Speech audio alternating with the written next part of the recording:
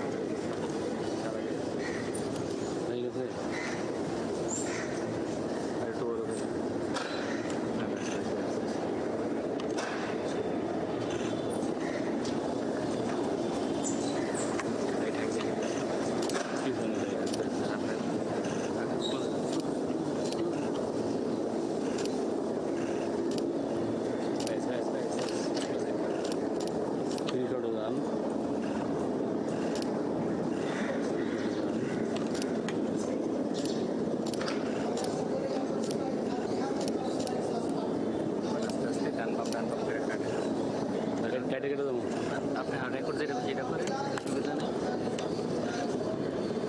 আপনি স্কুল লাইভে আছেন, এটা মাথায় রেখে কাজ করেন।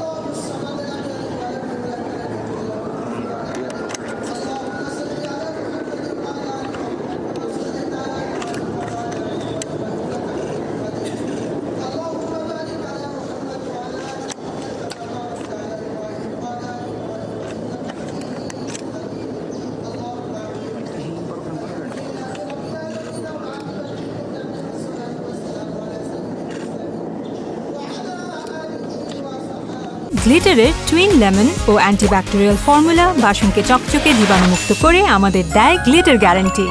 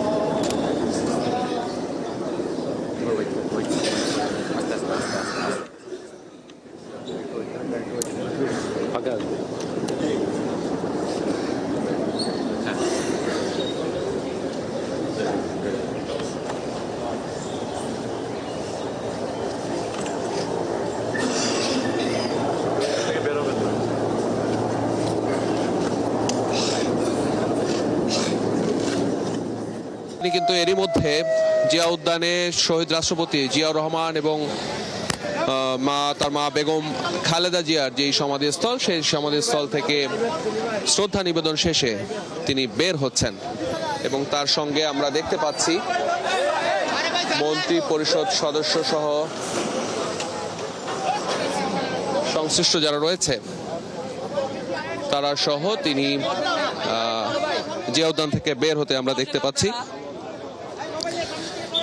একটি বিষয় বলে রাখি মৌটুসী, আজকে আমরা একটি ব্যতিক্রম দৃশ্যপট এখানে দেখতে পেয়েছি। প্রধানমন্ত্রী তারেক রহমান যখন এই জিয়া উদ্যানে আসেন, আমরা অতীতের অভিজ্ঞতা আমাদের যেটি বলে, যখন প্রধানমন্ত্রী রাষ্ট্রপতি তাদের যখন মুভমেন্ট থাকে তখন আমরা এর আগে যেটি দেখেছি যে তার চলাচলের যে সড়কগুলো সেগুলো কিন্তু কিছুটা নিয়ন্ত্রিত করা হয়। তবে আজকের এখানে এসে সেই অবস্থার পরিবর্তন আমরা দেখতে পাচ্ছি এবং বিএনপির মিডিয়া উইং থেকে আমাদেরকে যেটি জানানো হয়েছে যে জনসাধারণের চলাচলে বিঘ্ন হয় বা প্রতিবন্ধকতার সৃষ্টি হয় এরকম পরিস্থিতি তৈরি না করতে প্রধানমন্ত্রীর পক্ষ থেকে নির্দেশনা দেওয়া হয়েছে এবং তার প্রতিফলন আজকে আমরা এখানে দেখতে পেয়েছি। একই সাথে আরও গতকাল যখন সংসদীয় যেই কমিটির বৈঠকটি হয়েছিল সংসদ সদস্যদের শপথ শেষে, তখন তিনি দুটি অনুশাসন দিয়েছিলেন সংসদ সদস্যদের উদ্দেশ্যে যে দলের কোনো এমপি শুল্কমুক্ত যে গাড়ির সুবিধা সেই সুবিধা নিতে পারবে না, একই সাথে তারা যেই প্লটের যে বিষয়টি রয়েছে সেগুলো আর দেওয়া হবে না, এরকম নির্দেশনা অনুশাসন তিনি জারি করছেন। আমরা দেখতে পাচ্ছি প্রধানমন্ত্রী তারেক রহমান তিনি তার যেই গাড়ি বহরে উঠছেন এবং আজকের এর পরবর্তী যে কর্মসূচি, এখান থেকে তিনি সচিবালয় যাবেন এবং সচিবালয়ে তার আজকে অফিস করার কথা রয়েছে। সেখানে দুপুরের পরে বিকেল 3টে নাগাদ আজ যেই নবগঠিত যে মন্ত্রিসভা, সেই মন্ত্রিসভার বৈঠকটি অনুষ্ঠিত হবে সচিবালয়ে।